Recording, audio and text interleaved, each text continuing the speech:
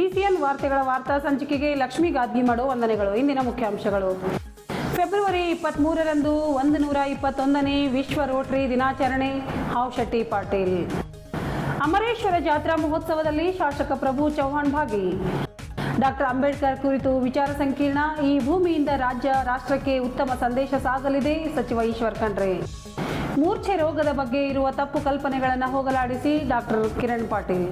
Bidar Rotary international ಸಂಸ್ಥೆಯ 121ನೇ ವಿಶ್ವ Rotary ದಿನಾಚರಣೆಯ ಅಂಗವಾಗಿ ರೋಟರಿ ಕ್ಲಬ್ ಬೀದರ್ ವತಿಯಿಂದ ಫೆಬ್ರವರಿ 23ರಂದು ಸಂಜೆ 6 ಗಂಟೆಗೆ ನಗರದ ಲಾವಣ್ಯ ಕನ್ವೆನ್ಷನ್ ಹಾಲ್ನಲ್ಲಿ ಅದ್ದೂರಿಯಾಗಿ ಆಚರಿಸಲು ನಿರ್ಧರಿಸಲಾಗಿದೆ ಎಂದು ಸಂಸ್ಥೆಯ ಸಹಾಯಕ ಗವರ್ನರ್ ರೋಟರಿ ಹಾವಶೆಟ್ಟಿ ಪಾಟೀಲ್ ತಿಳಿಸಿದರು.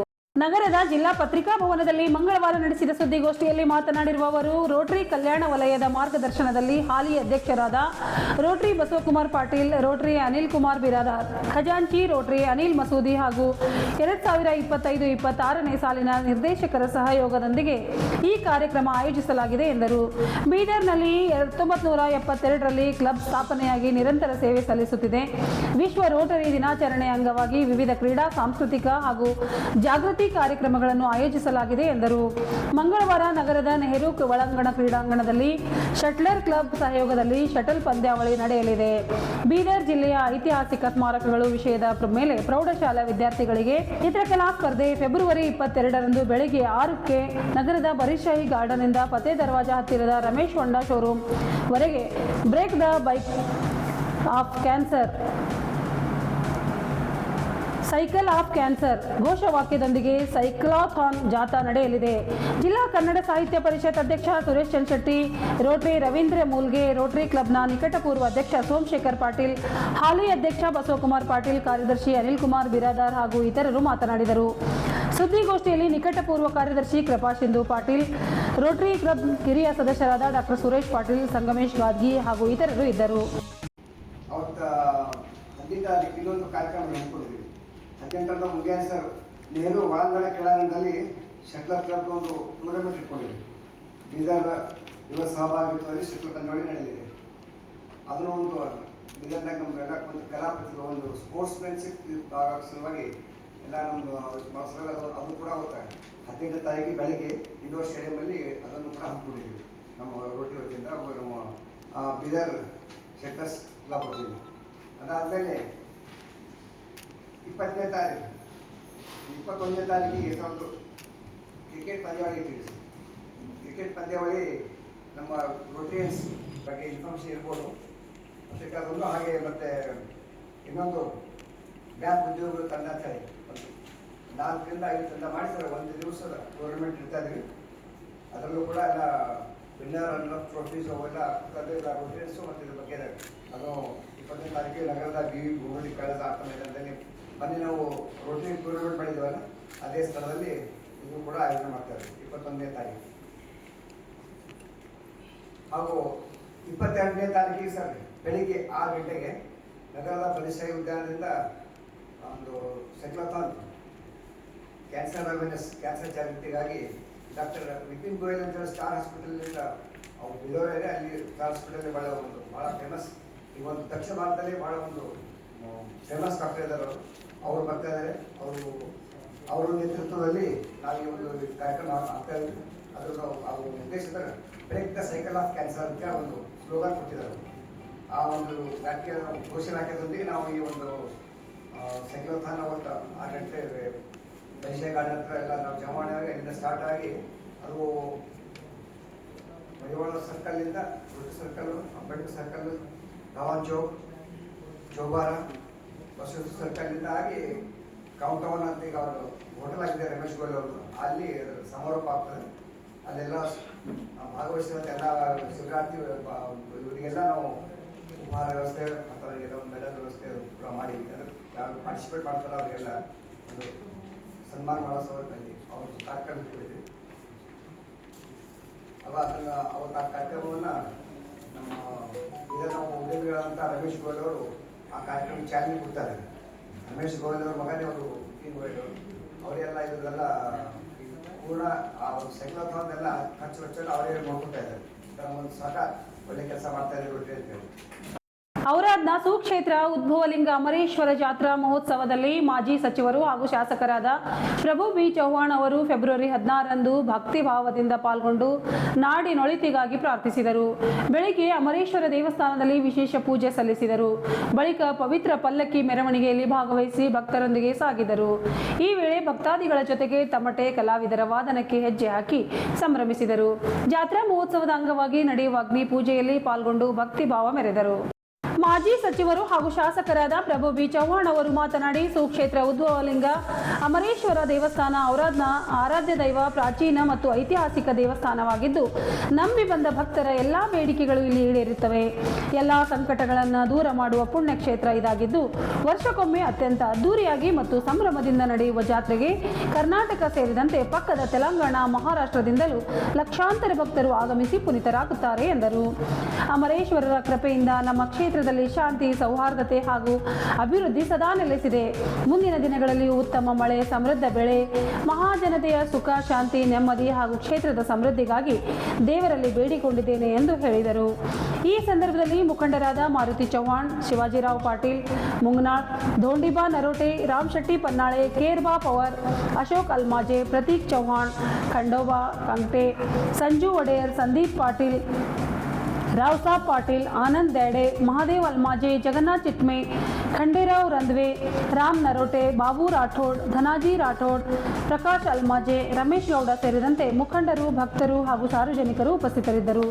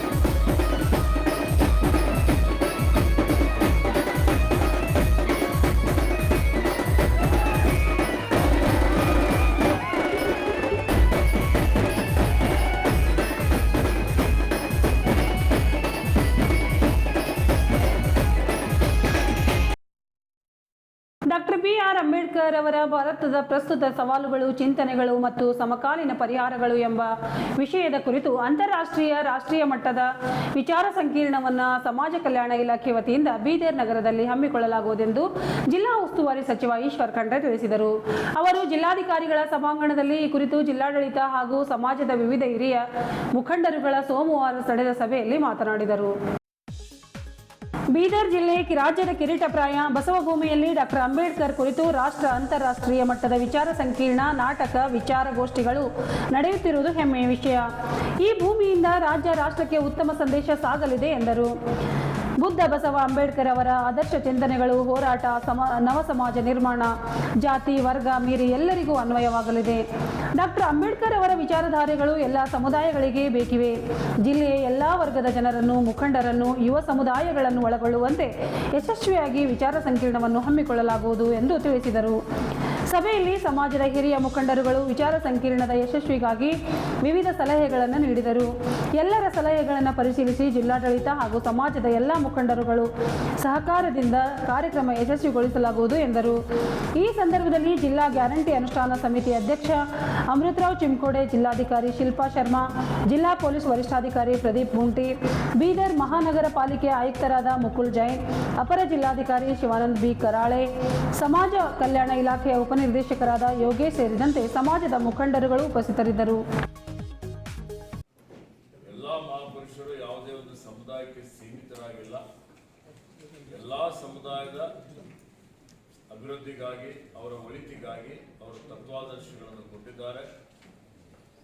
ಸಂವಿಧಾನ ಶಿಲ್ಪಿ ಡಾಕ್ಟರ್ ಬಾಬಾ ಸಾಹೇಬ್ ಅಂಬೇಡ್ಕರ್ ಅವರು ಇವತ್ತು ಬರೀ ಒಂದು ಜಾತಿಗೆ ಸೀಮಿತ ಇಲ್ಲದೆ ಎಲ್ಲಾ ಸಮುದಾಯದವರಿಗಾಗಿ ಸಂವಿಧಾನದಲ್ಲಿ ಎಲ್ಲರಿಗೂ ಸಮಾನವಾದಂಥ ಒಂದು ಹಕ್ಕುಗಳನ್ನು ಕೊಟ್ಟಿದ್ದಾರೆ. ವಿಶೇಷವಾಗಿ ಮಹಿಳೆಯರಿಗೆ ಹೆಚ್ಚಿನ ಒಂದು ಆದ್ಯತೆಯನ್ನು ಕೊಟ್ಟಿದ್ದಾರೆ. ಹೀಗಾಗಿ ಈ ಒಂದು ರಾಜ್ಯ ಮಟ್ಟದ, ರಾಷ್ಟ್ರ ಮಟ್ಟದ, ಅಂತಾರಾಷ್ಟ್ರೀಯ ಮಟ್ಟದ ಒಂದು ಏನು ನಮ್ಮಲ್ಲಿ ವರ್ಕ್ಶಾಪ್ ಇದೆ, ಕಾರ್ಯಾಗಾರ, ವಿಚಾರ ಸಂಕಿರಣ ಇದೆ. ಈ ವಿಚಾರ ಸಂಕಿರಣ ಅರ್ಥಪೂರ್ಣವಾಗಿ ಆಚರಣೆ ಮಾಡಬೇಕು. ಅಂತಾರಾಷ್ಟ್ರೀಯ ಮಟ್ಟದ ಯಾರಿಗಾದರೂ ಬಾಬಾ ಸಾಹೇಬ್ರ ಬಗ್ಗೆ ಅಧ್ಯಯನ ಮಾಡಿದಂಥವ್ರಿಗೆ ಒಂದೆರಡು ಗೋಷ್ಠಿಗಳಿಗೆ ಆಹ್ವಾನ ಮಾಡಬೇಕು ಅನ್ನೋಂಥದ್ದು ಬಹಳ ಮಹತ್ವದಾದಂಥದ್ದು. ಈಗಾಗಲೇ ಸಮಾಜ ಕಲ್ಯಾಣ ಇಲಾಖೆ ಮತ್ತು ಜಿಲ್ಲಾಡಳಿತ ಇದ್ರ ಬಗ್ಗೆ ಅವರಿಗೆ ಸಂಪರ್ಕ ಮಾಡುವಂಥದ್ದು. ಯಾರಿಗೆ ಮಾಡ್ತೀರಿ ಮತ್ತು ಅವ್ರು ಯೋಗ್ಯರಾಗಿದ್ದಂಥವ್ರು ಇರಬೇಕು ಮತ್ತು ಅವರ ಮಾರ್ಚ್ 15ನೇ ತಾರೀಕಿನ ಒಳಗಾಗಿ ಈ ಒಂದು ಕಾರ್ಯಕ್ರಮ ಮಾಡಬೇಕಾಗಿದೆ. ಒಂದು 6ನೇ ತಾರೀಕಿನಿಂದ ನಮ್ಮ ಅಧಿವೇಶನ ನಡೀತದೆ. ಅದಕ್ಕೆ ನಾನು 7, 8 ಅಥವಾ 14, 15 ಅಂತ ಟೆಂಟೇಟಿವ್ ಆಗಿ ಇಟ್ಕೊಂಡಿದ್ದೇನೆ. ಯಾವುದು ನಾವು ತೀರ್ಮಾನ ಮಾಡ್ತೇವೆ ಮಾತನಾಡಿ ಆ ದಿನಾಂಕ ಆದಷ್ಟು ಬೇಗ 2-3 ದಿವಸದಲ್ಲಿ ಇವತ್ತು ಜಿಲ್ಲಾದ್ಯಂತ ಎಲ್ಲರಿಗೂ ಆ ದಿನಾಂಕ ನಿಗದಿ ಮಾಡಿ ಅದರ ಬಗ್ಗೆ ನಾನು ಎಲ್ಲರಿಗೂ ಸೂಚನೆಯನ್ನು ಕೊಡ್ತೇನೆ. ಎಲ್ಲರಿಗೂ ಮಾಹಿತಿಯನ್ನು ದಿನಾಂಕದ ಬಗ್ಗೆ ಕೊಡ್ತೇನೆ. ಈಗ ವೆನ್ಯೂ ಎಲ್ಲಿ ಮಾಡಬೇಕು ಏನಿಲ್ಲ ಅಂತ ಹೇಳಿ ನಾವು ಮತ್ತು ಜಿಲ್ಲಾಡಳಿತದ ಜೊತೆಯಲ್ಲಿ ನಾನು ಚರ್ಚೆ ಮಾಡಿ ಮತ್ತು ಪ್ರಮುಖರಾದಂಥವ್ರ ಜೊತೆಯಲ್ಲಿ ಸಂಪರ್ಕ ಮಾಡಿ ಯಾವ್ಯಾವ ಗೋಷ್ಠಿಗಳು ಎಲ್ಲಿ ನಮ್ಮಲ್ಲಿ ನೆಹರು ಸ್ಟೇಡಿಯಂ ಇರ್ಬೋದು ಅಥವಾ ನಮ್ಮ ಚನ್ನಬಸವಪಟ್ಟದೇವರ ರಂಗಮಂದಿರ ಇದೆ ಅಥವಾ ಖಾಸಗಿ ನಮ್ಮಲ್ಲಿ ಕಲ್ಯಾಣ ಮಂಟಪಗಳಿದ್ದಾವೆ, ಅವೆಲ್ಲವೂ ಎಲ್ಲೆಲ್ಲಿ ಮಾಡಬೇಕು ಅದೆಲ್ಲವನ್ನು ನೋಡಿ ನಮಗೇನು 70 ಲಕ್ಷ ರೂಪಾಯಿ ಅನುದಾನ ಇವತ್ತು ಮೀಸಲಿಟ್ಟಿದ್ದಿದೆ.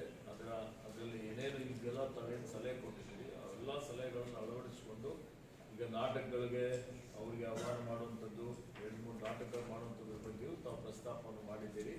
ಮತ್ತು ಯಾರ್ಯಾರಿಗೆ ಆಹ್ವಾನ ಮಾಡಬೇಕು ಅನ್ನೋದ್ರ ಬಗ್ಗೆನೂ ಇವತ್ತು ಚರ್ಚೆ ಮಾಡ್ತೇವೆ.